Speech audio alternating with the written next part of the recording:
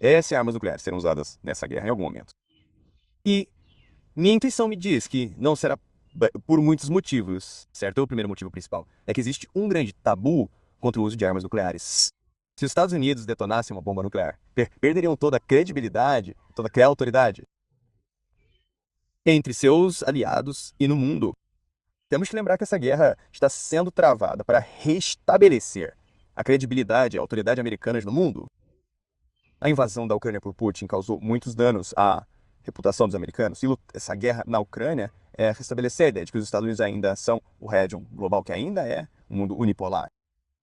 Então, ao obter uma bomba nuclear, isso mostra o desespero, a ansiedade e, honestamente, a incompetência do exército americano. Certo? Então, por essa razão, não acho que os Estados Unidos usaram armas nucleares. Além disso, embora Putin não tenha declarado publicamente que retaliaria se os Estados Unidos usassem uma bomba nuclear contra o Irã, ele não fez isso publicamente porque não é vantajoso para ele declarar publicamente. Mas tenho certeza de que, por meio de intermediários, Putin deixou isso bem claro para os americanos e que tolerará uma invasão americana do Irã, mas não tolerará o uso de armas nucleares nessa guerra. Então, acho que podemos desconsiderar o uso de armas nucleares nesta guerra. Precisamos chegar a um ponto muito alto na escada de escalada, para que até mesmo armas nucleares sejam consideradas nesta guerra.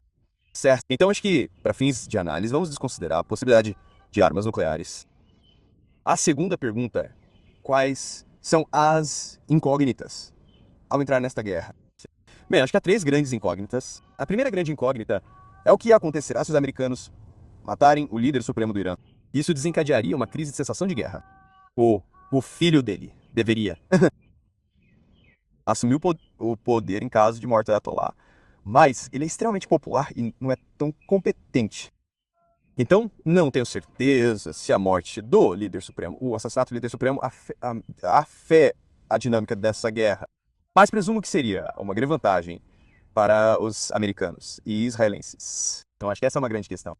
Eles conseguirão assassinar o líder supremo? Certo, essa é a primeira grande questão. A segunda grande questão é qual será a resposta de Putin? E acho que, como sabemos, Putin retirou muitos de seus conselheiros soviéticos e russos do Irã e Putin permaneceu bem quieto sobre o assunto. Então, o que ele pretende fazer simplesmente não sabemos agora. E acho que essa é a intenção. Acho que Putin quer ser o mediador de poder nos bastidores. E eu acho que, de muitas maneiras, ele está armando uma armadilha para os Estados Unidos. Porque há realmente um cenário em que os Estados Unidos perderiam essa guerra. Certo? Muito feio. Se os Estados Unidos enviassem tropas terrestres, perderiam essa guerra. E o motivo é a ideia da falácia do custo irrecuperável.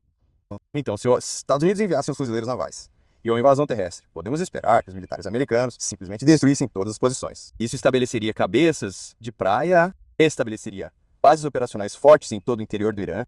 E nesse ponto, todos estão aplaudindo, vejam como os militares americanos são ótimos.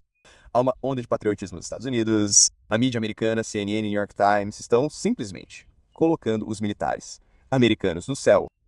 E seria como se fosse uma repetição da Operação Tempestade no Deserto em 2003. O problema, porém, é que os militares americanos não têm a morte estratégica, os recursos, as linhas de suprimento para sustentar esse ataque.